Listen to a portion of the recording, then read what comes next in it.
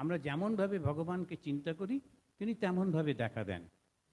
একজন মহিলা ছিলেন, তিনি বাল বিধবা, অল্প বয়সে মারা যান, তার স্বামী মারা যায়, তখন তিনি খুবই অল্প বয়স, এই বিধবা তিনি পড়ে রয়েছেন। আর তখনকার দিনে অল্প বয়সে বিয়ে হতো, স্বামীকে দেখার আগেই বিধবা হয়ে গেল। এখন কি করবে সে? তখন তাকে বলা হলো কৃষ্ণ পুজো করো। তিনি কৃষ্ণকে সন্তান হিসেবে পুজো করতেন। এই করতে করতে করতে করতে দীর্ঘকাল কেটে গেল। একদিন তিনি শুনলেন যে দক্ষিণেশ্বরে একজন সাধু এসছেন, থাকতেন আড়িয়াদহতে। সেখান থেকে দক্ষিণেশ্বরে হেঁটে হেঁটে এলেন একটুখানি তরকারি রান্না করে, কারণ সাধুকে দেখতে গেলে খালি হাতে যেতে নেই, কিছু সঙ্গে নিয়ে যেতে হয়। তো ওই তরকারিটা নিয়ে গেছে। নিয়ে গিয়ে যখন শ্রীরামকৃষ্ণের সঙ্গে দেখা হয়েছে, তখন ঠাকুর বলছেন ওটা কি নিয়ে এসছো, ওটা দাও। এখন উনি দেখছেন ঘরভর্তি লোক, আর ওইটুকু একটা সাধারণ তরকারি আমি দিই কী করে সবার সামনে? কিন্তু ঠাকুরও নাচড় বান্ধা, ওটা কী নিয়ে এসছো আমার জন্য, ওটা তো আমাকে দাও। তারপরে খেতে খেতে বলছেন এর সঙ্গে এইটা মেশাবে, ওটা এই করবে, পরের দিন এইটা রান্না করে আনবে, শুধু খাবার গল্প।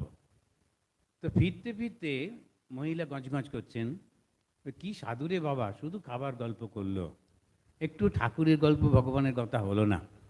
করে এসে হাত মুখ ধুয়ে আবার যখন তিনি সেই কৃষ্ণ পুজো করতে বসেছেন, হঠাৎ তিনি দেখছেন তার পেছনে একটা ছোট বাচ্চা ছোটাছুটি করছে, তার পায়ের নুপুরের ধ্বনি হচ্ছে, সে বাচ্চাদের সেই কচি কণ্ঠে হাসছে, চিৎকার করছে।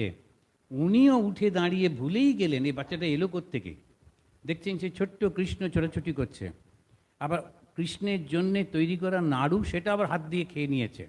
সেটা নিয়ে উনি ছুটলেন, তুই সবটা ওটা এটো করে দিলে আমি ঠাকুরকে কী দেবো। ভুলে গেলেন যে যাকে তিনি এত বছর ধরে ডাকছিলেন তিনি প্রকট হলেন।